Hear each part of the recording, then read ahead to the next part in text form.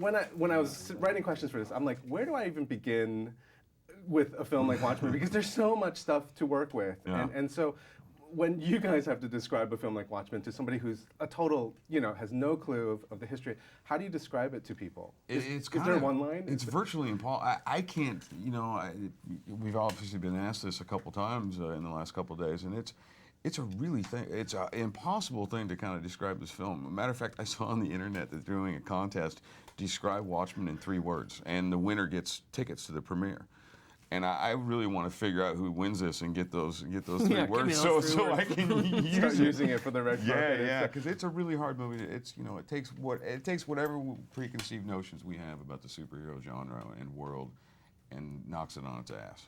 It's a complete different take on that. I think I'd describe it like this: if it's in a sentence, it turns out the Dark Knight isn't so dark after all. Hey, that is awesome. Got a pen. Somebody got a pen. That's what we're going to use. Put that on my forehead.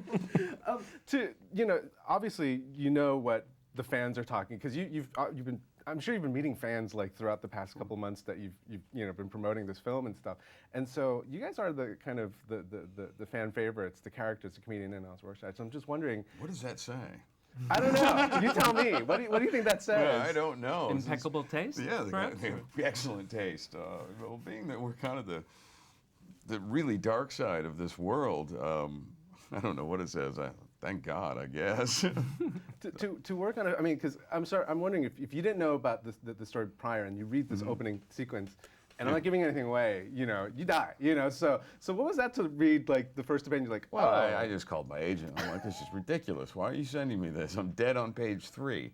I thought we were trying to get something where I don't know, lived. What is it with your character? Every single character that you play, even on television, bites the big one. What is that? I tend to die frequently. I don't know. It's just been a lucky coincidence, I guess.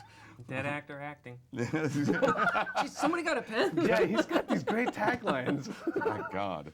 But Royce, I'm just wondering, because when I was watching the film yesterday, the kind of arc that your character goes through is really, it's actually more, to play a guy behind a mask, and also to kind of have this really interesting storyline and stuff. How do you approach it from an actor standpoint to kind of get the human side of? Yeah, it's man. I describe it as I had to gaze into the abyss for 6 months, 8 months, or whatever it was, and I just really had to try to crawl into this guy's headspace and really understand his past and what makes him tick. And he had such a troubling childhood. He kind of lost his own identity, and there was something to this guy. I think to survive, he had to come up with this black and white sense of justice, and I think he found his own self and his own identity in becoming a masked vigilante.